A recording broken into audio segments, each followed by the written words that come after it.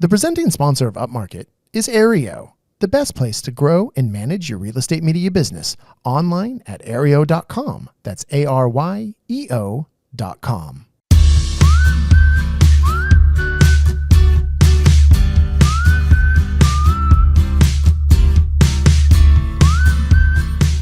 Coming to you from the Upmarket studio at Gasworks in beautiful San Buenaventura, California, this is Upmarket, a podcast about the business of real estate photography and media.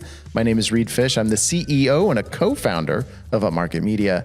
And oh man, Mark Corcoran, hello. Hey. The COO, co-founder, and our second episode ever at the studio. And we wouldn't be here without Chelsea Froehlich, our producer, right? Hi guys. Hello. I'm just off to the side. And well, the thing is, and Mark, I apologize, and because I know not only you're on the podcast, you're an avid listener of the podcast, and we kind of hit the summer doldrums and kind of accidentally took a couple weeks off of the podcast, but we're back and we're going to make up those two episodes that we should have come out the last 2 weeks. So we'll probably do double episodes in a couple weeks here coming up. So we gotta, we were going weekly and we're going to do all those episodes. Yeah, we'll get back on the swing of it. Summer's been, summer's been summer. Summer has been summer. And you know what summer means this year? That means this is the summer of the tour to PMRE by iGuide. And I know this is not a PMRE episode, but iGuide is doing this amazing sweepstakes, this amazing giveaway, and the end of it is coming up. So entries need to be in by August 14th.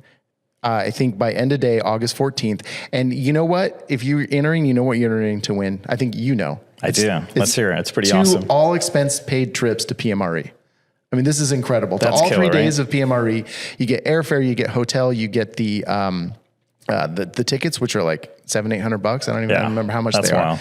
So all you have to do is go to goiguide.com/PMRE and put in your email address there. And then also go to Instagram and follow go_iGuide and follow, of course, Upmarket Pod. Yeah. So and the beauty is, right, if you're already bought your ticket, you're already going to PMRE, then they'll just reimburse you. Yeah. So either way, it's like get in there, man. It's a super no-brainer. I mean, ultimately, you have a pretty good odds of winning. I mean, it's still unlikely you'll win, but it's better than buying a lottery ticket. That's for sure. Yeah, and it's free.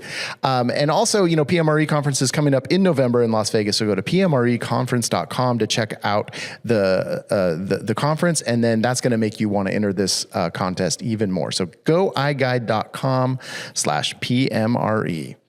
And Mark, you'll remember in our last episode, we were going to have a very special mystery guest, and it just didn't end up working out. We teased him a little bit, right? And then he's like, I can't make it. At the last minute, we had to kind of pivot. But you know what? We got it back today. So we have our mystery guest here. And it, of course, is none other than Chelsea's husband, actually. And here's the thing. So not only is he Chelsea's husband, but he's also a camera operator and cinematographer.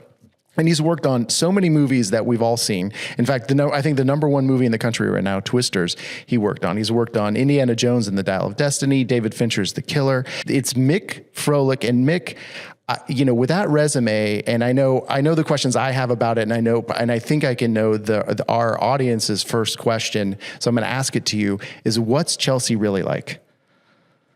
I don't know how to answer that question. Especially when she's staring right at you, right? It's like, dang it. She is probably what all your clients get on the phone. Because I hear sometimes when I'm home and she's working from home, she's that caring and considerate and generous with everybody. So we're lucky to have her. And so are you guys. Well, we agree. We agree. Best thing that we ever did in this business is hiring Chelsea. It's one of the first things we did, and man, it's worked out. Yeah, that's right. And so, and that's the thing is, Chelsea on the podcast is the same Chelsea as all around. It's just kind of a joking around, but I think, Mick, I do want to talk of how maybe as this episode goes on, how what you do can relate to real estate media. But I do want to go over what exactly do you do? So you are working in the film industry, and I said cinematographer, camera operator. So can you tell me exactly what you do? Well, as the cinematographer, we're in charge of the lighting, the look of the show, the movement of the camera, sort of interpreting the director's vision with the camera while he's dealing with what performances he wants and everything else that goes into making the film. We're sort of in charge of that. So what you're actually seeing That's what we do. And the camera operator, it's not that much different. You're more executing the camera move, whereas the cinematographer is also doing the lighting, working with costumes to make sure like the color and everything in the frame is whatever their original creative vision was during prep for the movie. So kind of like when you guys are staging your houses, balancing the frame, making sure everything is appealing to the eye. That's the camera operator is doing that with the set decorator and the art department and making sure everything is in there, So the camera op, you do that. It's not just in the hands of the cinematographer. It's kind of a collab between the camera department. I mean, as the cinematographer, you're doing a lot more than just executing the movie. Like at the same point while you're lighting and the camera operator is lining up a shot, you're also talking to the producers about tomorrow. You're at work. There's, you're juggling a lot of things. So as the sort of department head for the crew itself,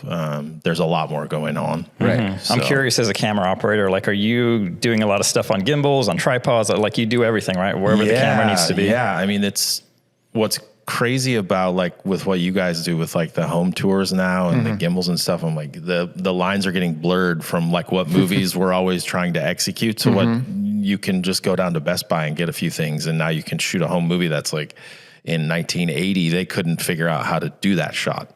Right. I think the Steadicam came out in 1976.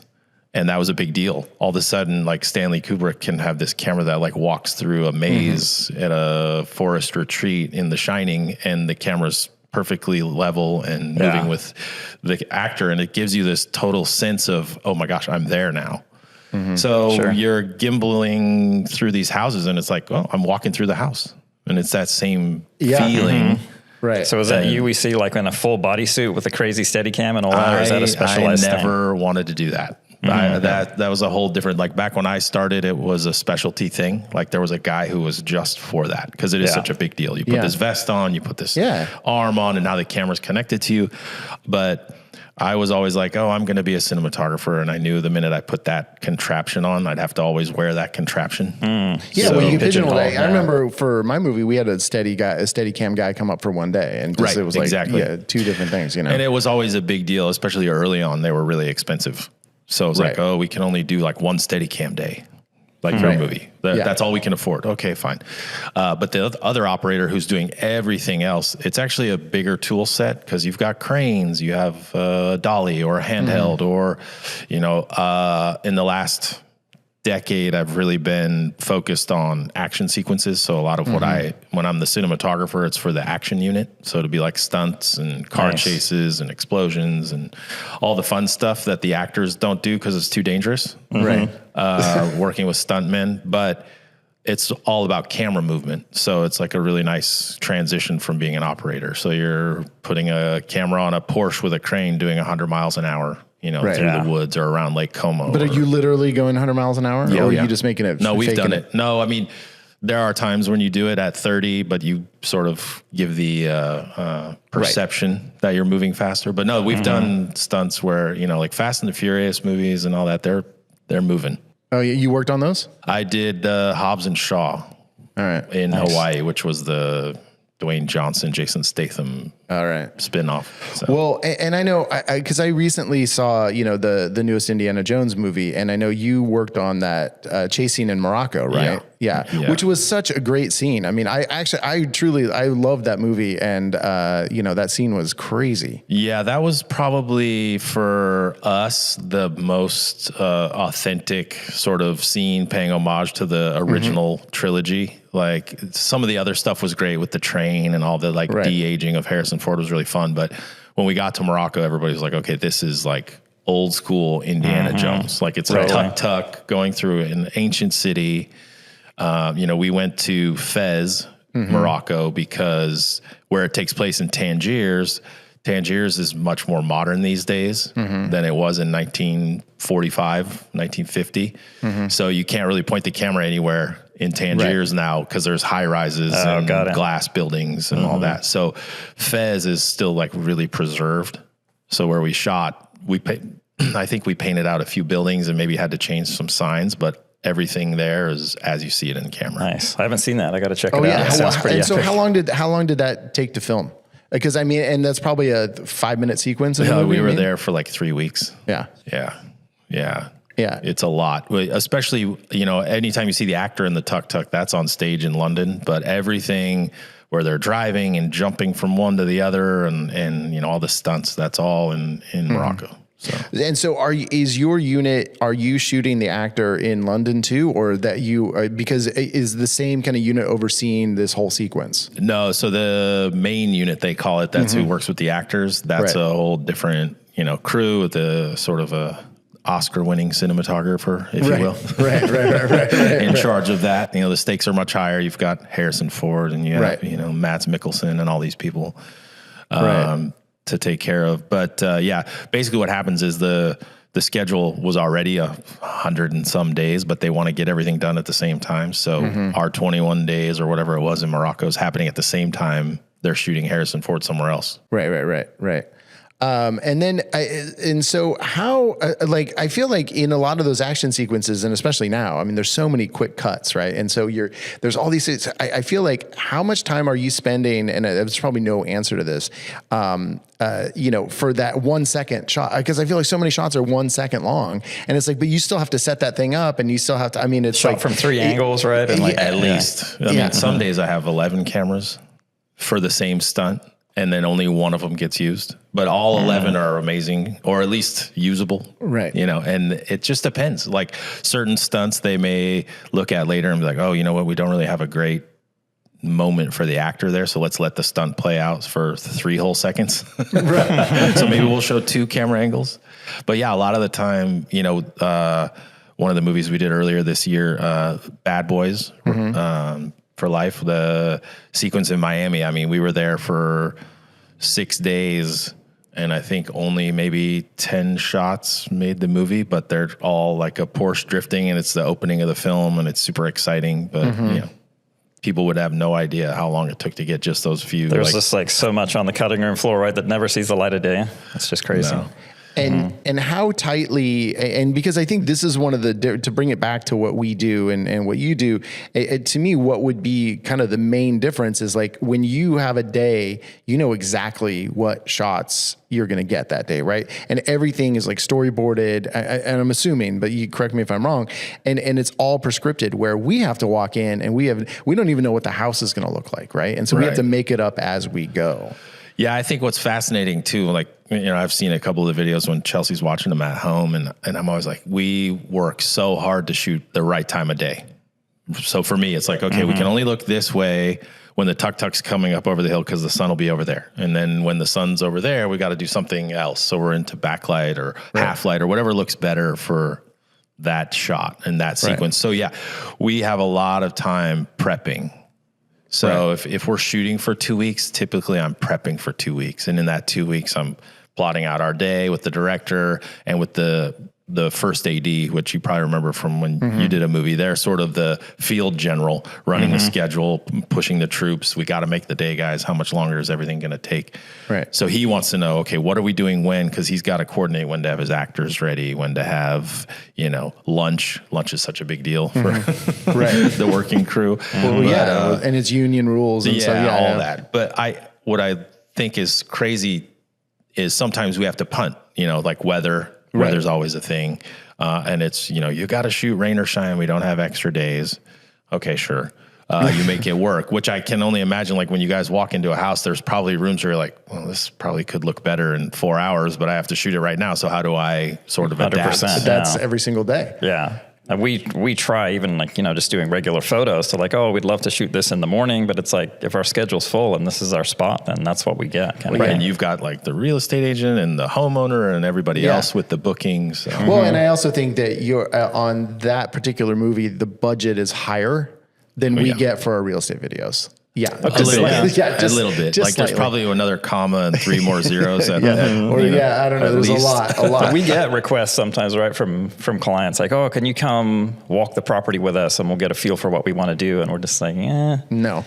That's like double the time, double the trip. It's just like there's just not enough room in the budget for that to make sense. You know? Yeah, it's like you have to add cost to it for them. Sure, we can do that, but it's going to cost you for more, this, right? Time is money. Yeah. Well, and this doesn't relate to real estate, but what's the craziest shot you've ever done? Oh boy. Well, there's a movie that hasn't come out yet that hopefully will eventually, where I was strapped to the side of a helicopter with the lead actress, and we were about 20 feet off the ground spinning around while she's in the movie fighting the pilot. And it was one of those moments where you're talking through everything with the producers and with the main unit of what the scene is. And we always have these like half of a car or half of a helicopter on a different kind of gimbal where it can rotate a little bit, and they'll put the actor in there because it's safe, right? And then we can light it and make it look very Hollywood, and the main unit cinematographer can do his magic on the lead actress. Well, this lead actress decided she was Tom Cruise and she wanted to fly on a practical helicopter and do the sequence. Can you drop names on this? Charlize Theron. Yeah. Okay. Yeah. Charlize decided. And which movie was this? This will be the sequel to The Old Guard. Right. On Netflix. Yeah. For Netflix. Yeah. Which is like her franchise, and it's, they're great. They're fun. The movie needs a little work, so we're going to reshoot some things hopefully this summer. But she decided to do it practically, which then it becomes a thing where, we better get the stunt DP in here as well and figure out how we're going to do this. So I went up in the helicopter with her a few times, and we talked about it, and then we started rehearsing it. And I was like, this is insane. You're just hand holding the camera, or is it on your shoulder? Or no, I'm out on the skid, hand holding a very small camera with a very small lens, so that, if anything happens, it's not going to be a catastrophe. Okay. Which will transition into like with what you guys do as well. Prosumer cameras are starting to blur the line of what we use for movies. Like the camera I'm holding, you could practically put on a gimbal and walk through a house, and it would not look that much different than what we're out shooting a $100 million budget movie with. So. Well, I saw the B-roll of that shot. I remember that when you shot it, like Chelsea was like, look what Mick just did. And like, because, I regretted sending that to her. I was like, she's not going to be happy when she sees we're doing it again tomorrow. Wish me luck. I was like, look what we just did. I thought it was fun. Yeah. Well, but you're strapped in. Yes. Yeah. And I'm sure you have a generous life insurance policy. Yeah. Well, the studio does the minute I do that, right? They're responsible. And I'm thinking, okay, if the talent who's worth more than I am is willing to be strapped to the side, why not? Let's just say yes and hit record. Yeah. And the pilot, he's like the best pilot. He's done every major movie you could think of these days. Fred North, he's a bit of a celebrity himself. Well, and so like, are you seeing that? Are you seeing like the kind of cameras that we're using getting into high budget features? I mean, especially when it feels like, especially if you need, like you're doing one stunt and I need 20 cameras. I mean, you can throw just some, Oh yeah. I mean on that same movie, the Old Guard sequel, the Red makes this little camera called a Komodo. That's probably, you're probably familiar if you've seen it. It's maybe that big, like a little cube. And then you can put whatever lenses you can afford and power and all that.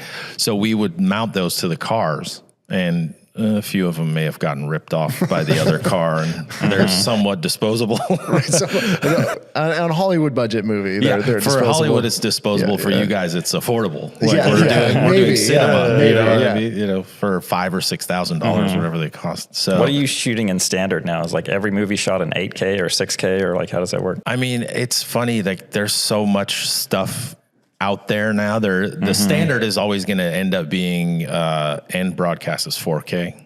So like I think what did I read? Next week they're redoing Lawrence of Arabia in an ultra 4K remaster that you'll be able to screen at cinemas. So like that'll be like the best projection you can see now of a classic movie. But yeah, I mean, I think there's Red cameras that shoot 8K and all that. But the movie I was just an operator on that's out right now, Twisters, the tornado movie, we still shot 35 millimeter film. Oh, wow. Oh, okay. Yeah. Cool. And I think that was the right choice because we were shooting in Oklahoma in the summer. So it was a lot of contrast, and then you guys deal with that a lot. It's like high contrast, and film to this day still handles contrast better than than pretty much any digital camera. I imagine it's true for stills as well, but I don't know. Some of the medium format stills cameras I've seen are pretty darn good. With we get around that by just shooting HDR, you know, right? And so there you go. We have HDR now too in the newer digital cameras. So like Red's, you know, sort of flagship camera has HDR. Yeah, it's kind of baked in now. Aries new Alexa 35 and has, you use HDR then for sure. Is that day exterior? Like without a doubt. Or even day interior, you know, where the windows are 10 stops brighter than the inside of your house. When you guys are going through with the gimbal, like you guys have that.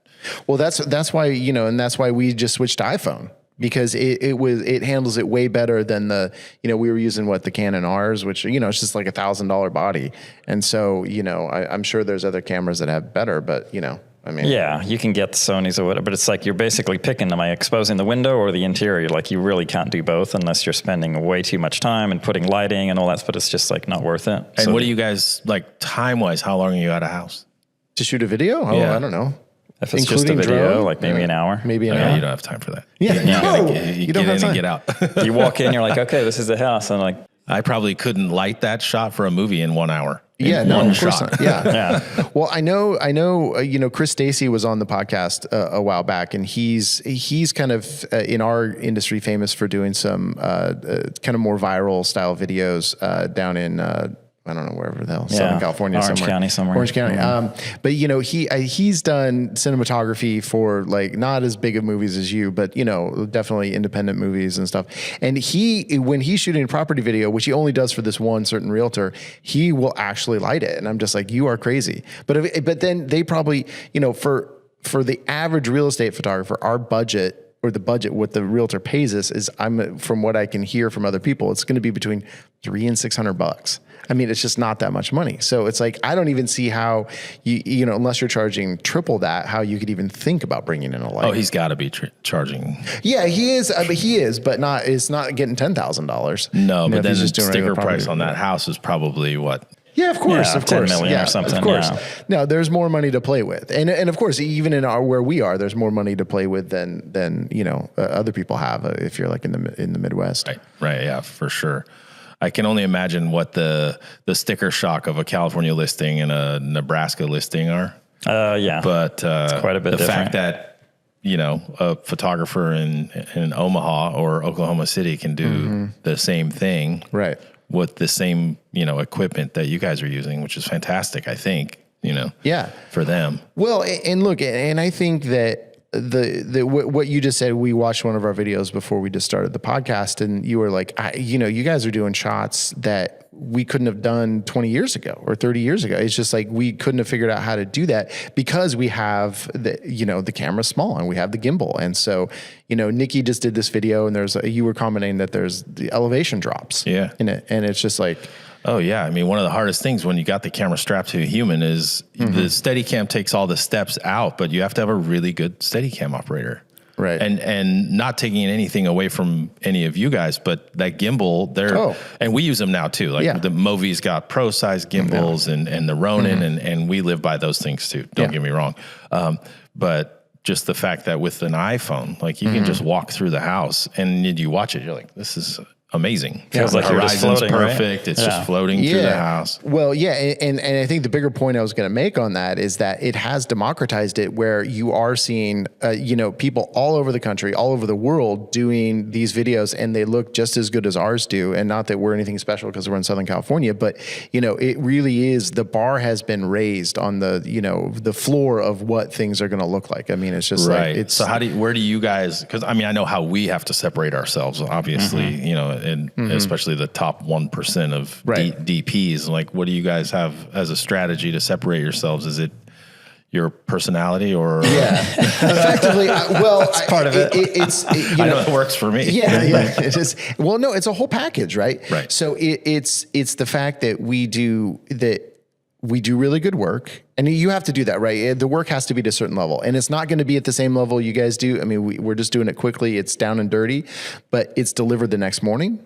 And then in addition to everything else we do, photos, Matterport, 3D, aerials, all that stuff is delivered the next morning, and it's at a competitive price, and we're reliable, and everyone's personable, and it's basically the customer service aspect of it. Because there's plenty of people, even in Ventura County, who can do really good videos, and so we just have tried to position ourselves as being like the one-stop shop. Yeah, I mean, half the stuff you listed off, I can't imagine getting all that done in an hour or 2 hours at a house, regardless of the square footage. And some of the stuff the agent can do, like we're seeing clients show up with gimbals and iPhones and doing their own videos, and they can figure out how to do a floor plan. But it's like our best clients and the people that are the best at this game, they know that it's not the best use of their time. And if they can make one phone call to Chelsea and we just take care of it, then it's like they're on to the next listing. Yeah, so it's just and I think that's the service everybody's looking for or should be looking for. And that's the same with us. It's like if we show up, as an operator especially, like you have to be able to deliver. And when I shoot these big action sequences, I can't tell you how many times an operator's missed a car crash. Or like when you've got stuntmen falling off buildings, it's like, your they instinct is, or like you tilt down and you're like, oh, and then whack the body, like, shit. Like just follow the puck, guys, follow the puck. But that's harder than it sounds. You're like, sorry, buddy, you got to jump again. Exactly. And sometimes they don't care because they're like, well, I'm getting, $2,500 every time I fall off this building. So I'll do it a few times. I've got child support. The stunt people get paid per, depending on what the stunt is. Yeah. They have what's called an adjustment. So it's like, depending on how dangerous it is. And exactly. Yeah. So like, old school, when they would do like a 5-story fall off of a building and you would see it all in camera, that was a nice paycheck, but they would probably only want to do it once. Right. And the studio would really only want to do it once. So, crazy. But it's the same thing. It's like you got to show up and you got to deliver. Yeah. Hey, man, that's what we do. And you know what we're going to do? We're going to deliver right now. We're going to deliver for our audience, for our sponsors. We're going to take a little break. We're going to come back. We'll do a social media sidebar. It might be abbreviated. I don't know that Mick is Mr. Social Media, but then we're going to come back and I want to talk a bit more about maybe some studio lighting setups, because I know a lot of people are doing studio lighting, and Mick is absolutely a lighting expert. So hopefully he can drop some knowledge for us. And then we're going to end with action items as always.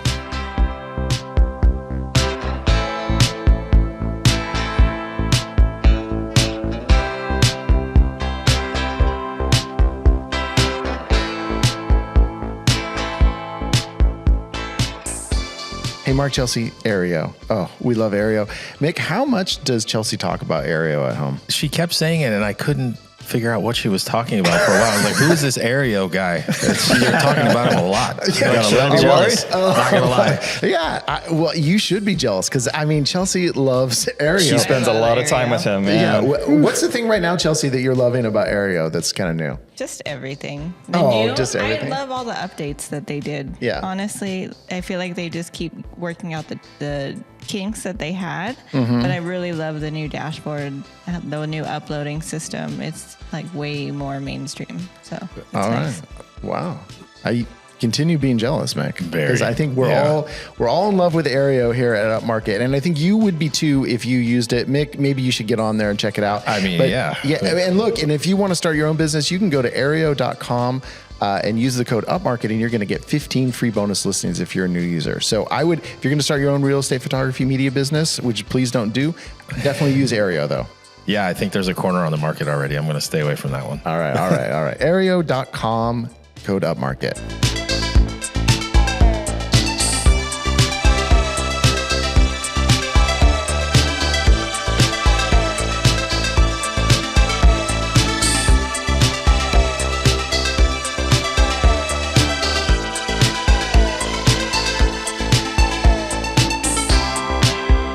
Man, Mark, I think this has been the summer of floor plans. We have just been so many floor plans all summer long. And Mick, you're shooting these big Hollywood movies. I'm sure every single time you're going to do a scene in a certain place, you're getting a floor plan of that place, so you know where to put the camera, right? Yeah, camera, lights, everything. Got to tell the gaffer, like, okay, there's a window here. Let's have some light coming through here. Yeah. Where can we hang things? Hanging lights, big deal. Oh yeah, Always a big deal. Yeah. So the floor plan is essential to planning out any kind of shoot, and it's really essential in our businesses as well because we can deliver those floor plans to our clients. Because I think even more than camera operators, cinematographers, or just regular floor plan lovers, realtors need floor plans. This helps them stand out from the crowd. It helps them sell their listings. It helps sell you to your realtors because you can offer floor plans. And Second Floor app is such a great place to get floor plans. And Mick, you're not going to believe this. You were marveling at our turnaround times before. Well, guess what? With Second Floor app, you can walk around with your iPhone, do a scan in like 5 minutes, and instantly you're going to get a floor plan delivered to your phone that you can also deliver to your client. I think that's instantly. And it's going to have GLA, which is gross living area. So it's going to have the whole square footage. It's going to have everything. So secondfloorapp.com/upmarket. You can get a free month of service. You can do as many floor plans as you want to do. I would really recommend you download this. This actually might work for me on Location Scouts. I'm gonna have to look into this. There you go. Secondfloorapp.com. Use the code /upmarket. You're going to get a free month. So secondfloorapp.com, and it's all spelled out.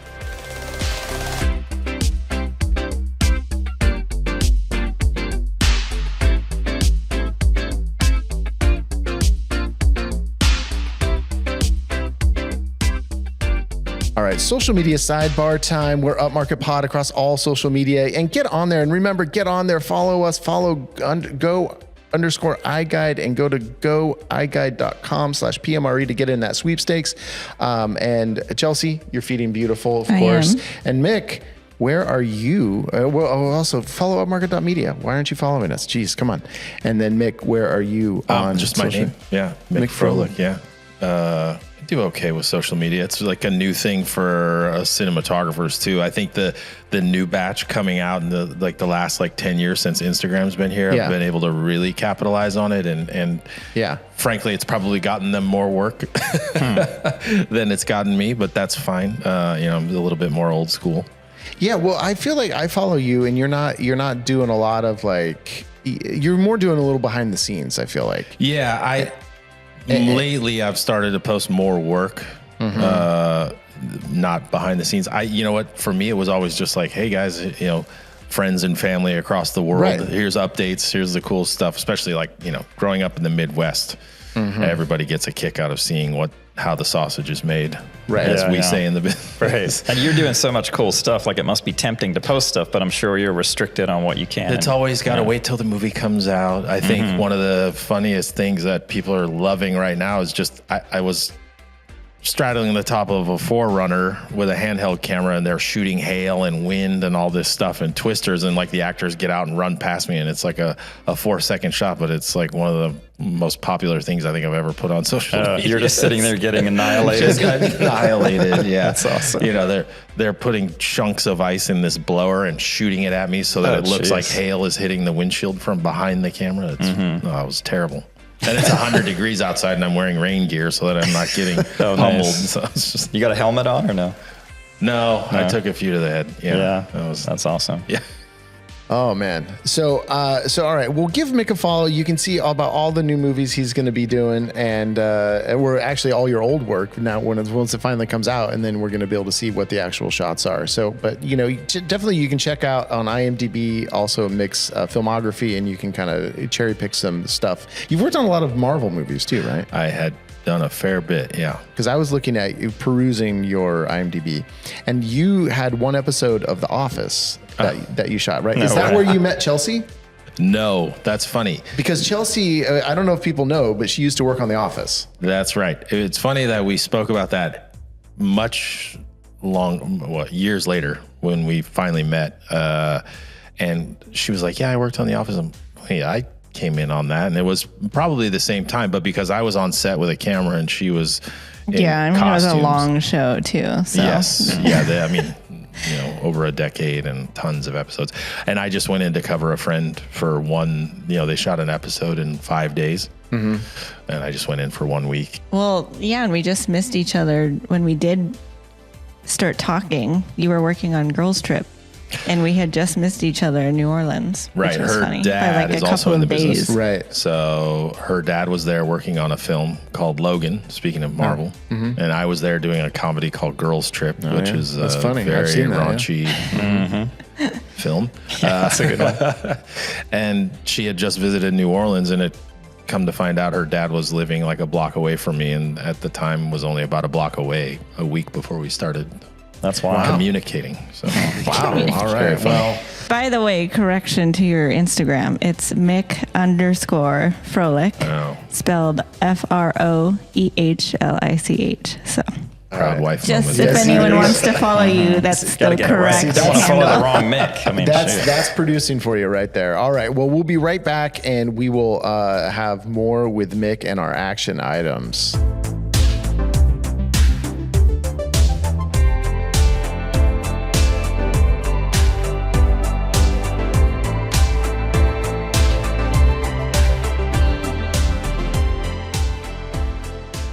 All right, we are back with Mick Froehlich, camera operator and cinematographer in the film industry, and Mick, I know you actually have experience also on like, well, I don't want to say talk shows, but more of Oh, like yeah. news or talk show or stuff. I actually, funny story, which Chelsea loves hearing these. Yeah.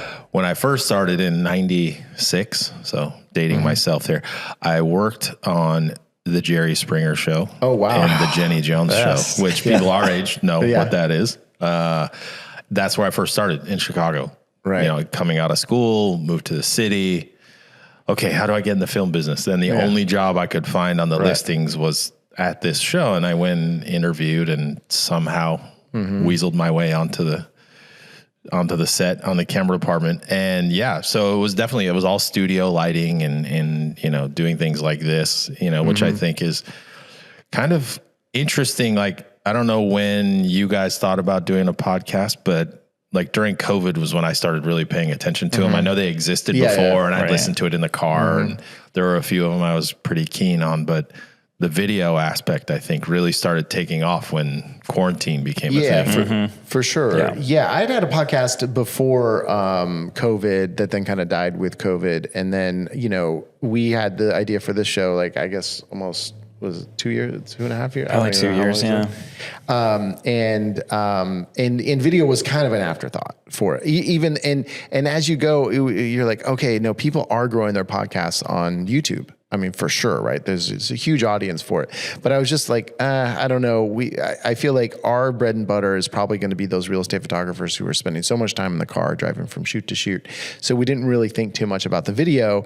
But then as we're going and as we've grown, you're like, well, I want it to look better. You're a visual medium. Yeah, exactly. Just letting you know. Yeah, exactly. Yeah, and even outside of YouTube, obviously all the other social media platforms, yeah. you Well, want to that chop too. it up and get your Yeah, reels yeah. and get your little Yeah. snippet. So it's Yeah. like, yeah. Well, and we have our other podcast, which is you know, for realtors in Ventura County, which we also want to look good because that's actually marketing for us to get business, right? So this is like it's marketing for. I mean, we're just helping out the community, and you know, so I did want to talk a little though because you helped us a bit with the lighting here, and it's still, if you're watching this on YouTube, it's still a work in progress. We haven't quite got everything together yet.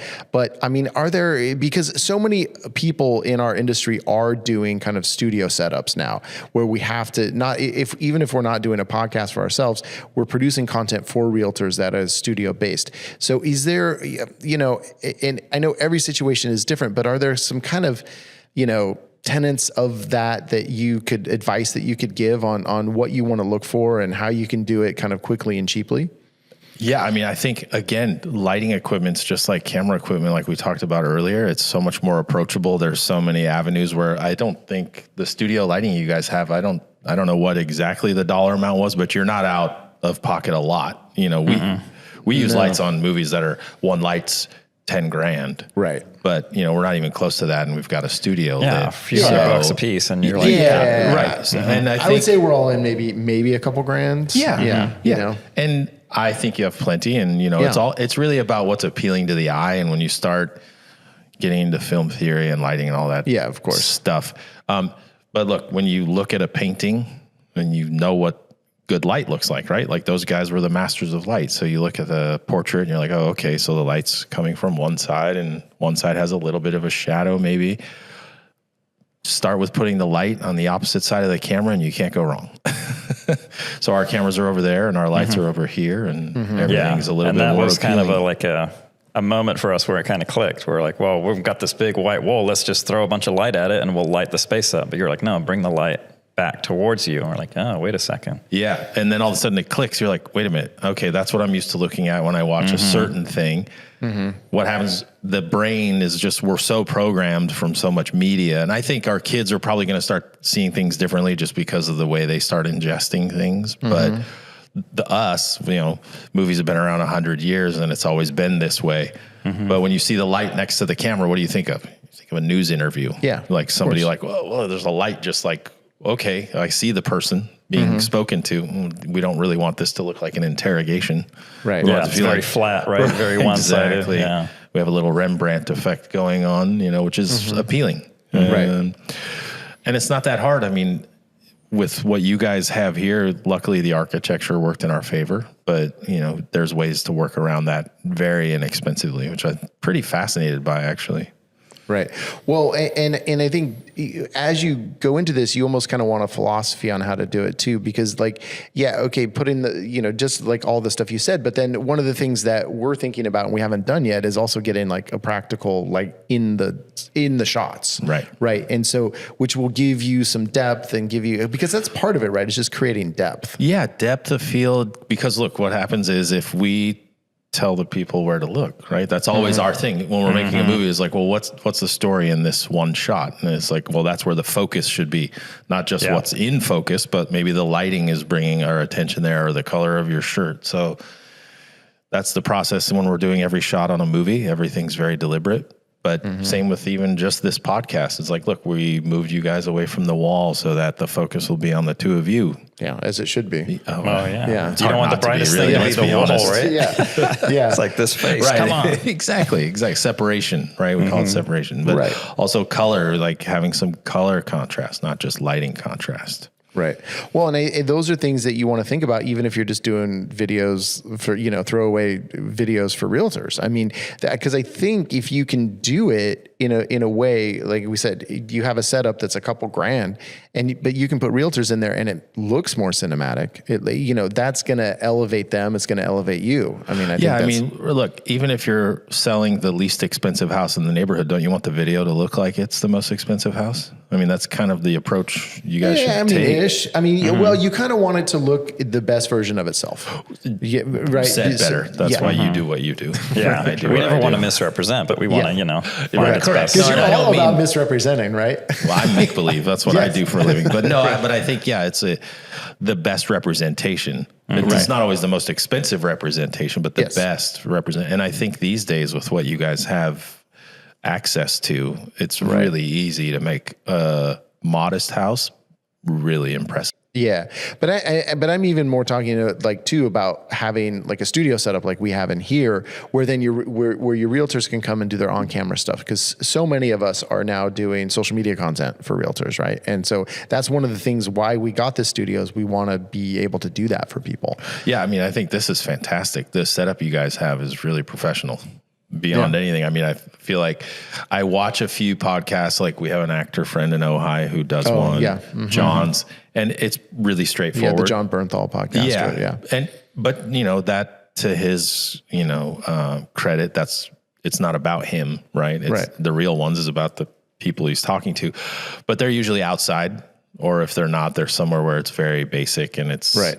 And I watch it and I go, wow, this would be just like one notch better if we sat down and we lit it just a little bit, or thought about the camera just a little bit. But again, that's how I see the world, and that's not how everybody sees it. You can't not see it, right? Right. Yeah, exactly. Well, and it's if you can do those things and it doesn't take too much time. I mean, the problem is it's a slippery slope. You're like, well, why don't we just get that one light? Well, and then we need to fill over here, and then we need this, and then we need that, and maybe my buddy can come and help too, because I can't do all these lights. It just cascades so fast. Yeah, it does. And it's like, well, wait, are we shooting on iPhones, or should we get the next cool, of course, camera? Of course. Yeah. always- I mean, for us, just you helping us set this up has been like definitely a game changer for us, because Good. Yeah. the podcast, as people know the history, it's like it's been in your living room, my living room, your kitchen, like different places. that's Like, right. yeah, you we've guys- done a lot at your house, actually. Yeah, when I wasn't there. Yes. And now to actually have a structured space that we can manipulate and improve on over time. And you've already helped us improve it a bunch. So. I mean, it sounds good to my ear just sitting here. I don't know what it sounds like to Chelsea over there, but it's pretty great. You know, she just gave the thumbs up, so that's good. Yeah. Yeah. Is there any other advice that you can give us? I mean, people in our industry, in terms of how to elevate the look of what they're doing in video? Well, I think you guys, are nailing it. And I don't know what the process is, whether it's, who edits the videos for you guys, but the execution is great. And I think what I was so impressed by is you guys show up at a house, like you said, and in an hour you've done this walkthrough. And tiny things. I think there was a great shot on the video we watched this morning of just like two birds in the fountain of the house. And for whatever reason, you see that and then you remember that house. You're like, that was a hilarious and cute moment. Right. And does it sell the house? No, but it's great. And it just elevates everything. And then you go back and you're like, I want to rewatch that because that part of the house was so beautiful. And I think with everything being so much more affordable, cameras, gimbals, if you're editing it yourself, I think there's even ways to do that now, on a budget. Yeah. So- We don't do that. No. And I mean, but again, it's time consuming and you guys are busy because you are working so much, especially in the area. And that's the philosophy of our business, right? And like we talked about, what sets us apart is we deliver next day. Yeah. And so I think there are a lot of people, I know there's a lot of people who, pitch themselves as more cinematic video, and they take a little more time shooting, and they take time editing, and their expectations of their clients is not to get it, next morning. And we could do that and kind of go to, more of a luxury model, but we've decided that the feedback we've gotten from our clients is the overwhelming majority just want everything as soon as possible. Yeah. I mean, I think we live in a society now where everything's instant, right? I mean, Amazon has to be here the next day, and all of these things have to happen as fast as possible. And for our clients, like we're the last thing that's like in between them and getting the place listed. So it's like everything's done and they're ready to go by the time we show up. Like they're we need this thing online to get all of that stuff up. And I think the rapid fire editing, whatever they're using, I mean, it's working. I don't think in my business, if I was doing it, I would do it any differently. Like that aspect of it. Obviously you could take longer. You could light it. You could take 3 days to cut the thing and then pick a score that times to the edit and all that. But at the end of the day, you also have to know the audience. And I think that's really important. That's what we're always thinking too when we're shooting a movie is like, okay, the audience is sitting here and they're watching it on a 40-foot screen. Is this going to be entertaining? Are they going to be engaged? Or if all of a sudden it's like, I'm watching this guy walk across the street for 10 seconds. Nobody wants to see that. Nothing's happening, right? Yeah, it's not enough. Oh man. So but movies in the 70s, you could do that. Like if you watch like The Conversation or something. Oh, yeah. That's the thing. Very and I guess this is maybe a little off topic, but maybe we can kind of end with this with more of a philosophical thing of like, are you with the short attention spans that kind of everyone has? And I know we always have to feel like we have to make the first 10 seconds of the video just like be amazing or no one's going to watch it. Gotta have the hook, man. It's gotta work. And the hook ends up being, drone shots. I mean, that's what everyone loves to do. Drone shots. We didn't even get a touch we on, didn't get to drones. Geez. But are you having to change how you shoot movies? Oh, for sure. For sure. It's actually, we struggle, especially the people that have been at it for a while of like, this shot's probably only going to be on the screen for like 3 seconds or 4 seconds, or even in a conversation. It's like, oh, we're going to be there and then we're going to be here and then we're going to be there. It's like, if it was Woody Allen, we would just sit here and watch the two of you talk for the entire conversation. And the camera's always moving. That's the other thing. Which I've noticed, even in just the kind of the shots of the talking back and forth, the camera's always has a slight movement to it. Right. And I think, it's just where we've gone as a society and as visual mediums have changed and, you have TikTok and Instagram. I mean, what's TikTok? The videos are a few seconds long or something. I mean, I know they can be longer, but people don't want to watch them. They want to be entertained in 8 seconds. And right. And people are watching your movie on Netflix, but they're on their phone on social media. And if that's less engaging than that, then they'll just keep looking. It's, it's just like you're competing with that device. Yeah, I know. That's a thing. I wish that they could track when the eyeballs are actually on, on the screen. How many iPhones are on in the room while the Apple people TV are watching is our on. videos while they're trying to watch your movie. Oh, they're watching the birds fight in the back of the movie. Look at this Upmarket video is way better than the movie I'm watching. You spent all this time with like David Fincher making this movie, and then like. And then they're watching property videos. Yeah. There's a guy who execution is everything. Yeah. For, from production to post-production to the final product. So we're not going to go there with what delivering the next day. I would. We should have a podcast all about you working with David Fincher. Jeez. Yeah. I have other people that can do that are more interesting than my friends that have done a few with him. But no, I think what's great is the line with prosumer or whatever they want to call it is so blurred these days that you guys are able to deliver pretty high quality stuff in a pretty short turnaround. The drone thing, to me, as long as you guys are licensed, I think the drone stuff really gets people going. 100%. I mean, it's And it's interesting, like I'm doing videos. Most of our listeners know that I picked up starting doing video in the last year, and so did Nikki. And it's like we're kind of coming at it from like a photographer kind of mindset, like, oh, got this camera, let's figure out how to do video. But we still have kind of a photographer mindset, whereas you come at it from a totally different kind of perspective. Yeah. So it's like we're trying to learn video as a photographer. I feel like that's been a challenge, but we just learn enough to do what we need to do. Like I don't consider myself a cinematographer or a videographer even. It's just like I know enough to get what I need to get done. I know a lot of camera operators who are not good photographers. Yeah. They are not the same thing. Yeah. Like having a good eye and then figuring out the still frame versus the moving frame, they're very different. Yeah. It's a different beast, right? Yeah. What's funny is in film school, I taught freshman year photography when I was like an upperclassman, and that was one of my get a few free credits by being the teacher's assistant. It was fascinating how bad people are at shooting. So when I see good shooters, especially real estate and landscape was it's a whole thing. Shooting people's, it's challenging, and having a good eye. I think Chelsea's probably one of the best I know at shooting people. Yeah. But when you can shoot real estate and landscape really good, it takes a lot of effort. Yeah, but it seems so simple, right? Because it doesn't move. It's just there. You just point. And you look at it, but it's just everybody can look at it and go, well, that's not good. That's a terrible photograph of that bathroom. It's we've done some of those too. Yeah, but it's like we're working with a contractor right now, and it's like the before and the after. I'm like, okay, but the before picture is a really bad picture. Yeah, so it's not really giving me a really good before and after as far as the space and the room. And of course. So I think what I love about these walkthroughs you guys do with the gimbals too, is it actually gives you a sense of the space. I'm in the space. Right? Yeah. This is what it'd be like if I walked into the living room and I'm like, okay, this is what I would change that. Or there's the potential to change that. Or it just gives you a better sense. When we bought our house, this is one last anecdote. I was in Budapest working on a movie when we bought our house. I photographed your house, by the way, when it was first. But there was no video yet. Yes. No. But the photographs were enough, funny enough, and I'm not blowing smoke or anything here. We were looking, and I'm like, okay, we were looking in a different neighborhood entirely. We didn't even know about this house. And I said, you guys need to go look at this house when you go up for Ojai Day. There's something about it that just looks right.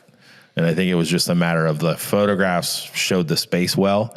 We could tell the house itself needed some things, but then she went to the house and, she's FaceTiming me, and I'm in Eastern Europe, 9 hours ahead, half asleep. Nice. This looks incredible.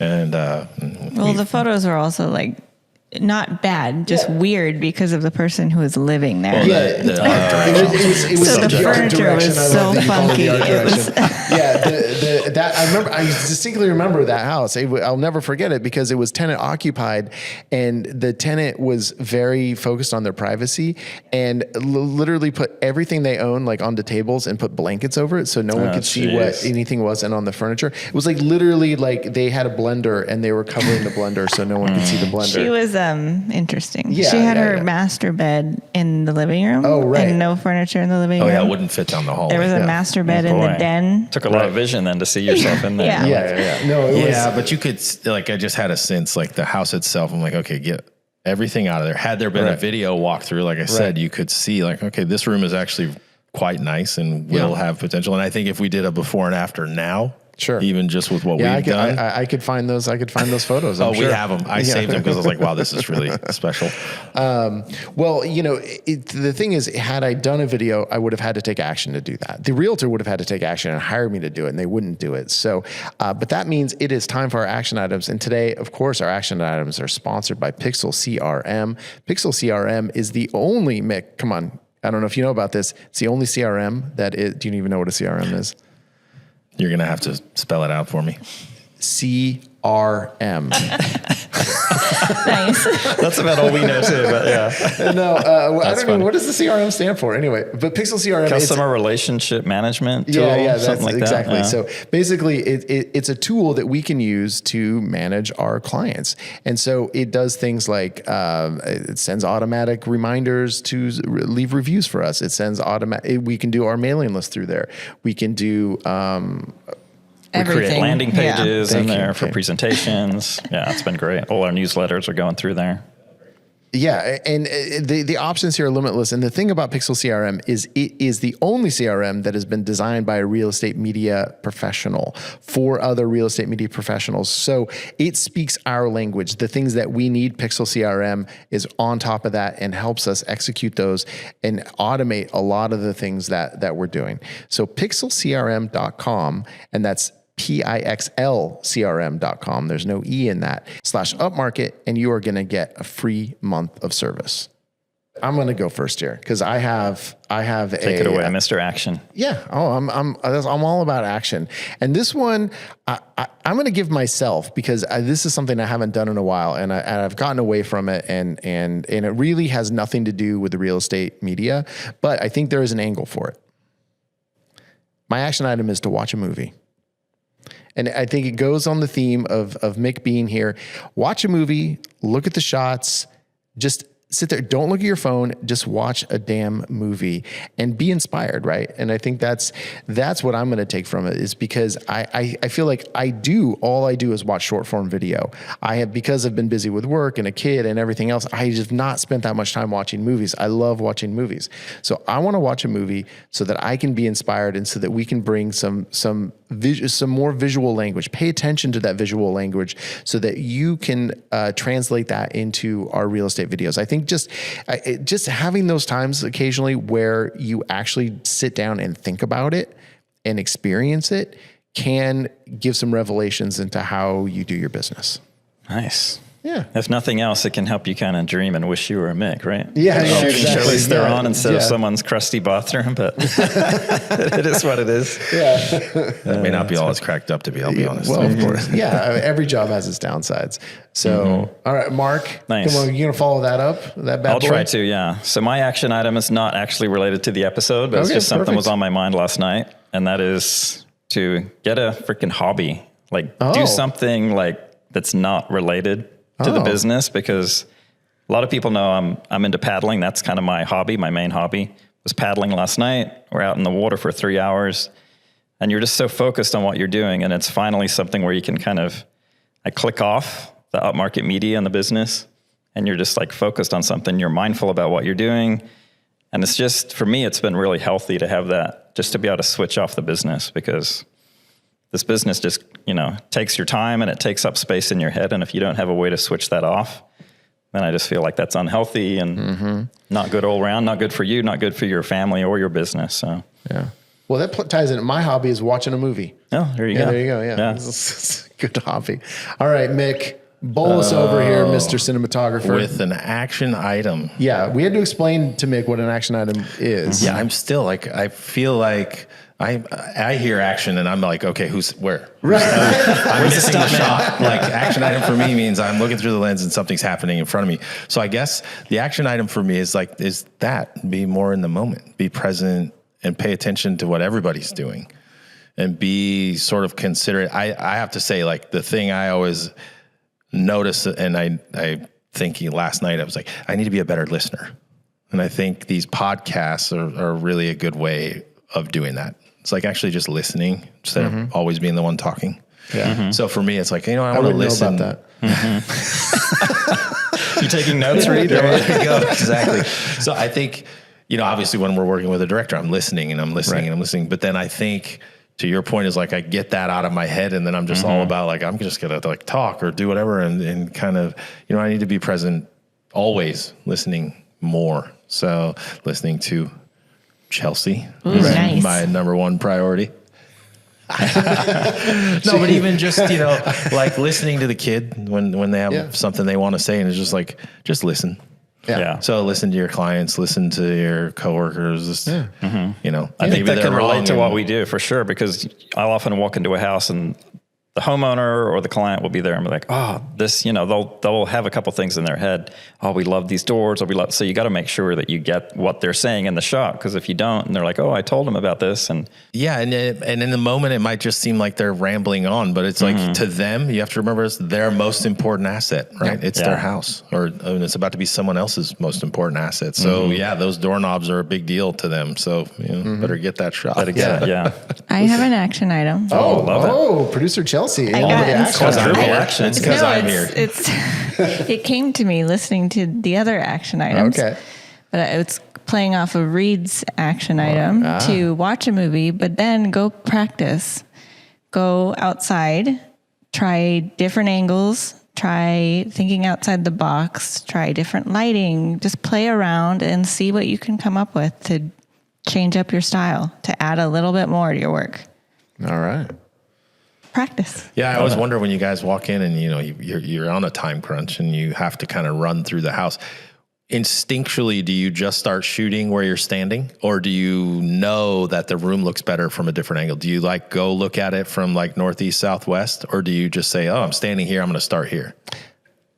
That really depends. But we shoot most rooms from, kind of stand in each corner and figure it out. But it's, as far as photography goes, I don't even think about it. You're just like, oh, these are we have systems.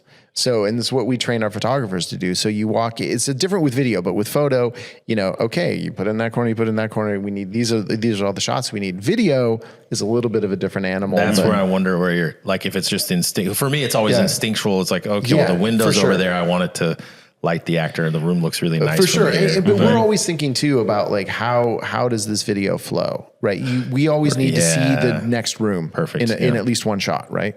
So that way you can place yourself. It's just like the geography of a house. I mean, I know you guys think about that in movies too, of like the geography of the scene. You have to make sure that visual language plays into that. So, and we're working with mirrors and reflections and all that. So it's like you can only be in so many places. So No, instinct. It's all of that. Mick, thank you so much, man. Oh yeah, really appreciate that. I think that was a good episode. Not a ton about real estate, but I think it was fun. It was fun for us. I think it'll be fun for the listeners. Yeah, I don't know. Was it fun for Chelsea? It was. Thank you. She's making faces at me the whole time, you guys. The whole time. All right, thank you. And we will be back. We will be back next week, and maybe even another one this week. We'll see. But we are going to make up those episodes, and we will be back. And then we're going to hit the fall. We are going to hit this running. Summer will be over, and man, we're back in business. Yeah, we're rolling straight into PMRE. Yeah, that's awesome. Right. We're going to lead up to it for a couple months. All right. Thanks, everybody. Thanks for listening.